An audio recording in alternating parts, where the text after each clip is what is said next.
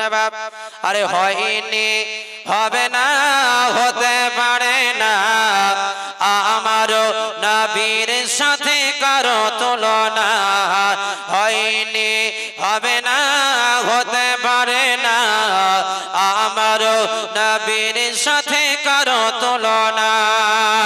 আর তুলনা তো দূরের কথা, তুলনা তো দূরের কথা, ছায়াও মিলে না। হয়নি, হবে না, হতে পারে না, আমারও নবীর সাথে কারো তুলনা। জোরে বলুন বাপ। আরে সকল নবী রাসূল ছিলেন খোদার দিওয়ানা। আরে দুই নয়নে দেখব খোদা ছিল তামান্না। হযরত মুসা আল্লাহ পাককে বারবার করে আরজ করলেন, ইয়া রাসূল, ইয়া আল্লাহ, আমাকে একবার দিদার দেন, একবার দর্শন দেন। আল্লাহ বলছেন, লান তারানি মুসা, তুমি আমাকে দেখতে পারবে না, তোমার মধ্যে ওই ক্ষমতা আমি আল্লাহ দিই নাই যার ফলে তুমি আমার সঙ্গে সাক্ষাৎ করতে পারো। এজন্য কবি বলছেন, আরে সকল নবী রাসূল ছিলেন খোদার দিওয়ানা। আরে দুই নয়নে দেখব খোদা ছিল তামান্না। আর মোর নবীকে ডেকে নিলেন, মোর নবীকে ডেকে নিলেন, মোর নবীকে ডেকে নিলেন, দেখবেন রাব্বানা। হয়নি, হবে না, হতে পারে না, আমারও নবীর সাথে কারো তুলনা। হয়নি, হবে না, হতে পারে না, আমারও নবীর সাথে কারো তুলনা।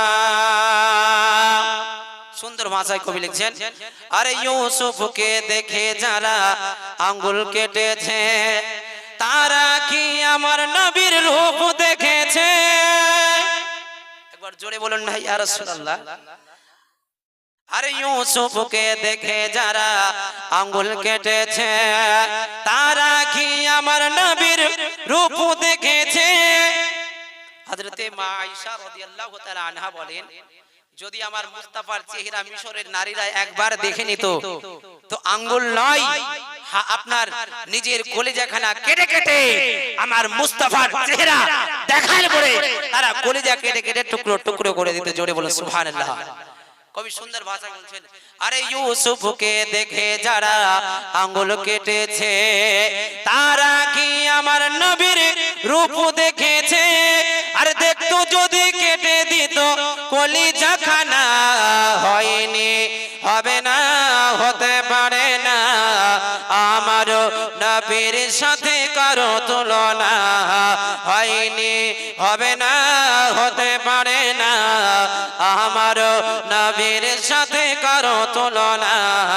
হয়নি, হবে না, হতে পারে না, আমারও নবীর সাথে কারো তুলনা। বলতেছিলাম বেরাদার, মুস্তাফার মতো পৃথিবীতে আপনার কেউ আসেননি, বর্তমানেও নবীর মতো কেউ নেই।